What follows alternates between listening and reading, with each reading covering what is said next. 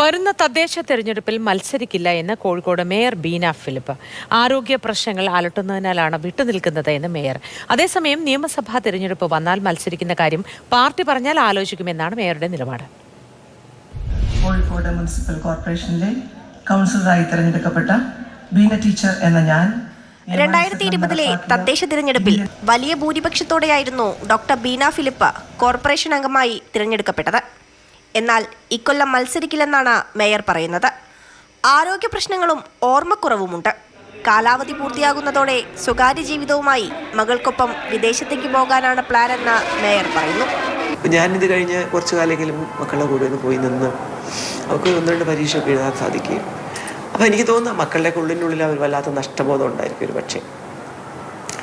അപ്പോൾ അത് ഞാൻ മാനിക്കണ്ടേ? തീർച്ചയായിട്ടും ചെയ്യണം. അവർക്ക് അമ്മ ഒന്നല്ലേ ഉള്ളൂ. ഒന്നാമത് എനിക്ക് പ്രായം കൂടുകയാണ്.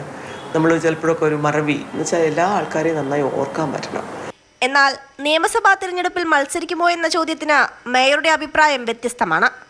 നിയമസഭാ തിരഞ്ഞെടുപ്പിലേക്ക് പാർട്ടി ആവശ്യപ്പെട്ടാൽ മത്സരിക്കുമെന്നുള്ളതാണ് മേയറുടെ നിലപാട്. വരുമ്പോഴല്ലേ അപ്പോൾ നമുക്ക് ആലോചിക്കാം. ഇപ്പോൾ പറഞ്ഞു തന്നെയാണ് അതിൻ്റെ സത്യാവസ്ഥ. ഇത് തന്നെയാണ് എനിക്ക് പറയാനുള്ളത്.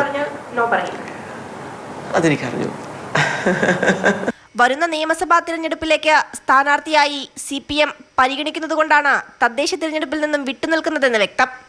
കോവിഡ് കാലത്തെ വാക്സിനേഷൻ ക്യാമ്പയിനുകൾ, പകൽ വീടുകൾക്കായി പ്രത്യേക പദ്ധതി, ബീച്ചിലെ ഫുഡ് സ്ട്രീറ്റ്, കല്ലുത്താൻകടവിലെ ന്യൂ പാളയം മാർക്കറ്റ് തുടങ്ങി വിജയകരമായി പൂർത്തിയാക്കിയ പദ്ധതികളുമായി തദ്ദേശ തിരഞ്ഞെടുപ്പിനെ നേരിടാനാണ് LDF ഒരുങ്ങുന്നത്. മാതൃഭൂമി ന്യൂസ്, കോഴിക്കോട്.